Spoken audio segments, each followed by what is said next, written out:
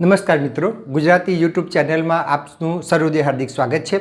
વિદ્યાર્થી મિત્રો, સંજ્ઞા એટલે સામાન્ય પરિભાષામાં એમ કહેવાય છે કે નામ, જેનું આપણે નામ પાડીએ છીએ એને આપણે સામાન્ય અર્થમાં સંજ્ઞા કહીએ છીએ। પણ જ્યારે તમે સ્પર્ધાત્મક પરીક્ષા આપતા હો છો ત્યારે સંજ્ઞા જે છે એ નામ જે છે એ સંજ્ઞા કે નામ વાક્યમાં કયા સંદર્ભમાં કઈ જગ્યાએ મુકાય છે એ રીતે સંજ્ઞાના પ્રકાર તમને ઓળખાવો એવું પૂછાય છે તો તમારે એ ખાસ ધ્યાન આપવાનું છે કે જે તે શબ્દ જે છે એ શબ્દ કઈ જગ્યાએ મૂકવામાં આવ્યો છે અને કયા સંદર્ભમાં મૂકવામાં આવ્યો છે એની આધારે તમારે નક્કી કરવાનું છે કે એ સંજ્ઞાનો કયો પ્રકાર છે। તમે અહીંયા જોઈ શકો છો કે અહીંયા કેટલાક શબ્દો એવા છે કે જે બંનેના રૂપમાં પ્રયોજવામાં આવે છે, એટલે કે જાતિવાચકના અર્થમાં પણ મૂકવામાં આવે છે અને વ્યક્તિવાચકના અર્થમાં પણ મૂકવામાં આવે છે। આપણે જોઈએ ઉદાહરણમાં તો તમને પૂરેપૂરો ખ્યાલ આવશે। એટલે કે બંને કહેવાય પણ એમાં વાક્યની અંદર એ શબ્દ એ સંજ્ઞા કઈ જગ્યાએ મૂકાય છે એ અગત્યનું છે। જુઓ, તેણે મને ગુલાબનું ફૂલ આપ્યું, બરાબર, તેણે મને ગુલાબનું ફૂલ આપ્યું તો અહીંયા ગુલાબ જે છે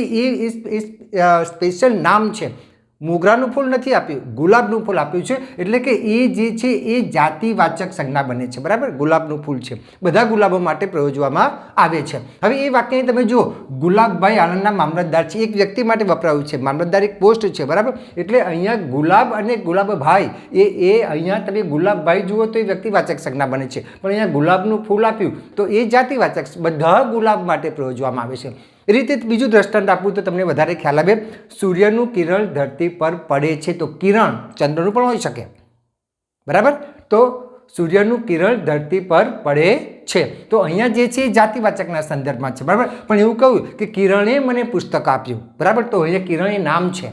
હા, અહીંયા પાછું એક અધ્યાહાર છે, તમારી જાણ માટે કહી દઉં, કિરણ એ નામ છોકરાનું પણ હોઈ શકે અને કિરણ એ નામ છોકરીનું પણ હોઈ શકે।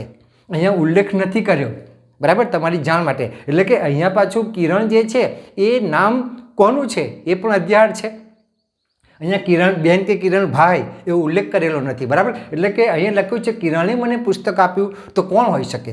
બેન પણ હોઈ શકે અને ભાઈ પણ હોઈ શકે, પણ અહીંયા જે છે કિરણ એક વ્યક્તિનું નામ છે, બરાબર, એટલે આપણે એને વ્યક્તિવાચક સંજ્ઞા કહીએ છીએ। વિદ્યાર્થી મિત્રો, અહીંયા બીજા પણ એવા દ્રષ્ટાંતો આપ્યા છે, અહીંયા પવન, મેઘા, રોશની, બરાબર। આમાં તમે બીજા શબ્દોનો ઉમેરો કરી શકો, એવું નહીં કે આ જ શબ્દો છે, આની અંદર તમે બીજા શબ્દોનો ઉપયોગ કરી શકો, બીજા શબ્દો અંદર તમે ઉમેરી શકો છો જે બંનેના સંદર્ભમાં પ્રયોજવામાં આવે છે। તો વિદ્યાર્થી મિત્રો, જ્યારે તમે સ્પર્ધાત્મક પરીક્ષા આપતા હો ત્યારે તમારે ખાસ યાદ રાખવાનું છે કે કયા સંદર્ભમાં આ શબ્દ, આ સંજ્ઞા પ્રયોજવામાં આવી છે એ રીતે તમારે નક્કી કરવાનું છે કે આ જાતિવાચક છે કે વ્યક્તિવાચક સંજ્ઞા।